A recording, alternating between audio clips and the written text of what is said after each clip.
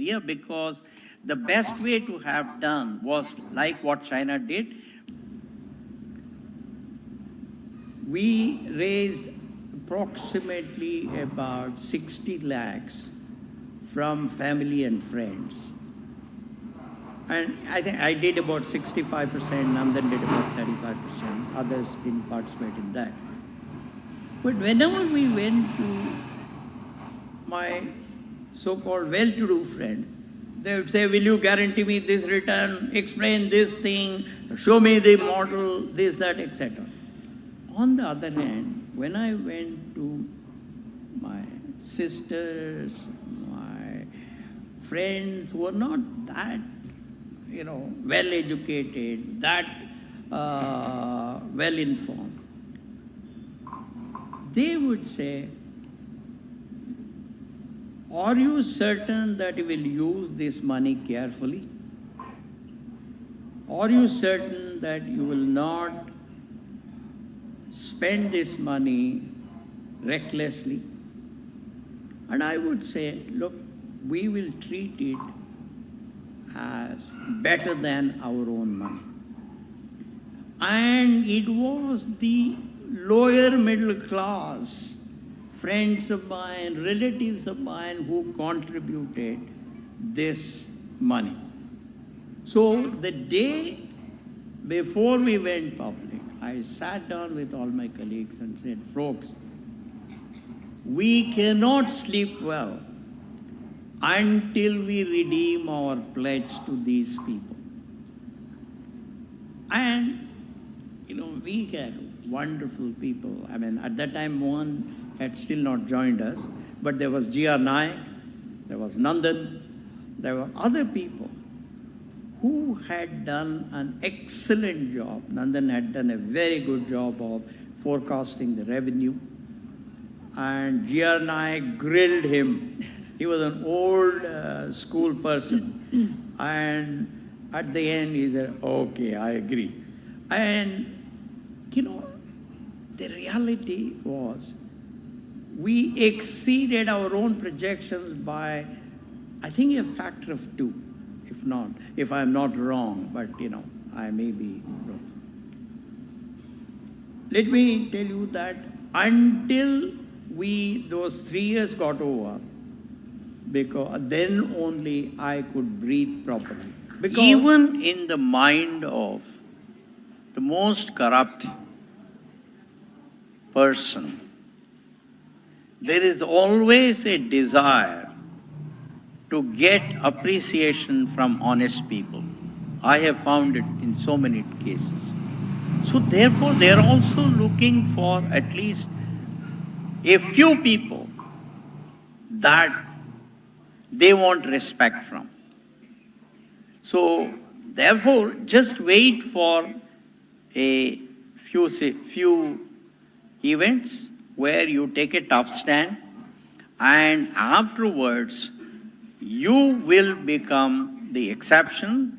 And when people talk about corruption, they would say, look at Atul Nishar, we don't pay, he doesn't pay us any money, but we make sure that all his work is done properly.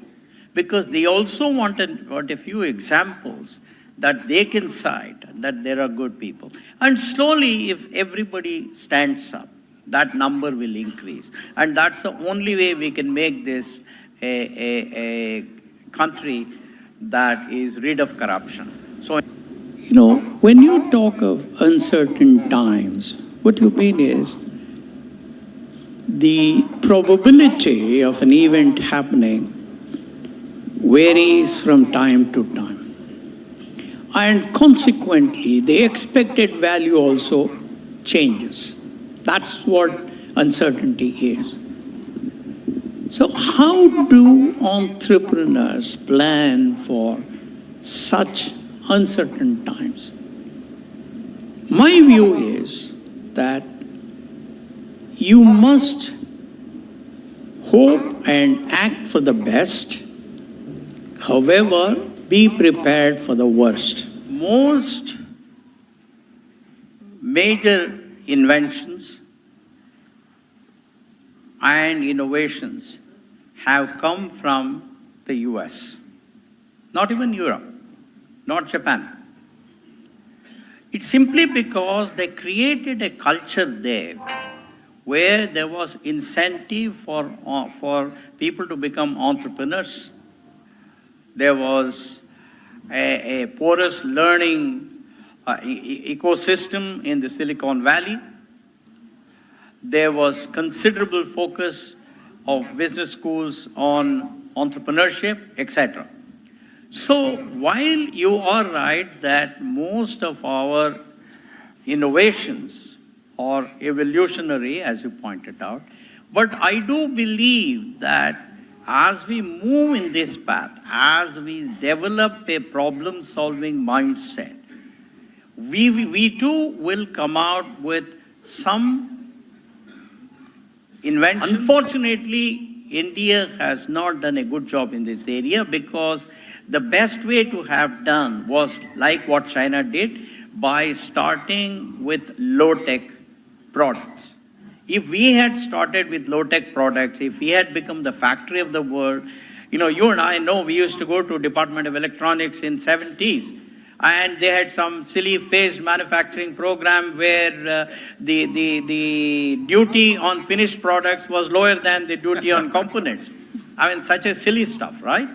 So therefore, I would say that I don't know if it is possible, it may be too late today, but we still have to focus on creating jobs for these people who are semi-literate or illiterates, and that will only happen if we get to low-tech manufacturing and thereby move people from agriculture to the low-tech manufacturing. Empathy is communicating the truth in a manner that the other party, realizes that it is for his or her own best. It is like a doctor telling, Bhaiya, you have cancer, but please don't worry. There are certain cures that will prolong your life by 10 years, 15 years, 20 years, whatever it is. And I am here to provide you and take care of you. That is empathy. Empathy is not hiding information. Empathy is not saying, no, don't worry, everything is fine. That is not empathy. So empathy is absolutely required for every leader, not just the CEO, for the nation's leader, for the community's leader, and everybody. However, transparency, fairness, and accountability will have to come into the picture when you demonstrate empathy. In the end, the entrepreneurs feel bad because when you have your IPO and the price goes down after a week or 15 days or a month, it is so bad because remember that even today, about 20% are retail investors. And if you add the mutual funds too, they may be larger. And this is the money of people who are poor, who have very little disposable income. And for them to lose some money, in my opinion, is not fair. Therefore, I think we'll have to do a little bit of work on market research.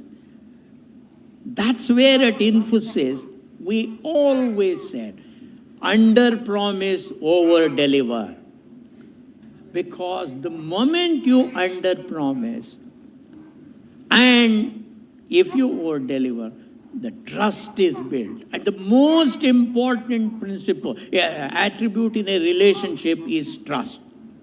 So therefore, I would request the wonderful entrepreneurs assembled here to use better market research and to under-promise and over-deliver, because that is a very happy situation. That's what I was saying. So I said, how do you find that new machine we have installed?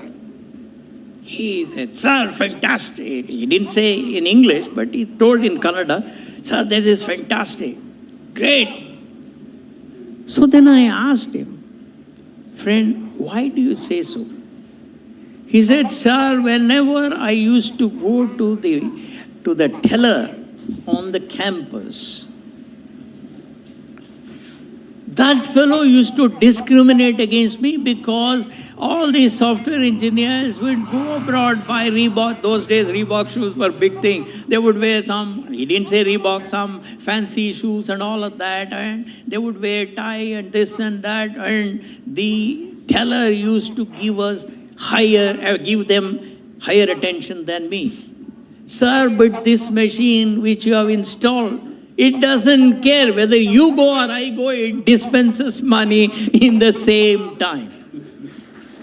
Years ago, I think 15 years ago, somebody said, no, this company has stopped giving quarterly results, this and that. What do you think? I said, who is that CEO who doesn't know what his company is going to do in the next 3 months? What kind of a CEO is he? If he doesn't even know what revenue, what profit he or she is going to get in the next 3 months, I feel sorry for such a CEO, frankly. So therefore, while you have a much higher level of certainty, much better control for the short term, what this splitting long term into multiple short term gives you is multiple reviews. At the same time, observe your competitors, observe, progress in technology, observe new vendors, cheaper technology, all of that, and quickly adopt. I think that's what The I day would say I it became is. a venture capitalist, I realized that I will be investing in companies who have a certain probability of success. Therefore, we have all assumed that out of 10, only 1 or at best 2 may succeed. So by definition, that means we have accepted a certain concept of risk, a certain level of risk. Now, what is most important is, out of these companies, 8 may fail, the return from the remaining 2 will have to be an acceptable return, better than return that I would get from much safer investments. That's the way we approach. Of course, it is risky.